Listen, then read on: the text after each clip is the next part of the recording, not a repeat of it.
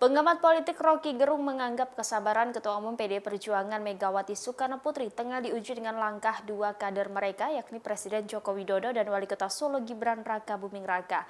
Bahkan Rocky menilai publik mungkin berpandangan agar Megawati memecat Jokowi dan Gibran dari PDI Perjuangan. Demikian disampaikan Rocky Gerung pada Sabtu 14 Oktober, sebagaimana dikutip dari YouTube-nya Rocky Gerung Official.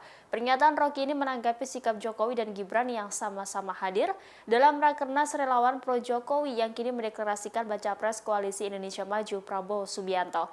Meski demikian, Presiden Jokowi dalam berpidato tidak mengucapkan dukungannya terhadap baca pres tertentu. Ya itu intinya tuh, karena itu saya anggap ini perang terbuka dan Mega menganggap oke, kalau itu yang Anda mau, kami juga rela untuk ngerjain Jokowi. Kira-kira begitu kan. Ini bagi Mega ini to be or not to be, dan kira-kira batas kesabaran Megawati akan diuji hari-hari ini. Lain misalnya setelah itu kemudian datang Hasto ngasih semacam ya nggak apa-apa, yang penting proses-proses politik masih bisa berlanjut dinegosiasikan.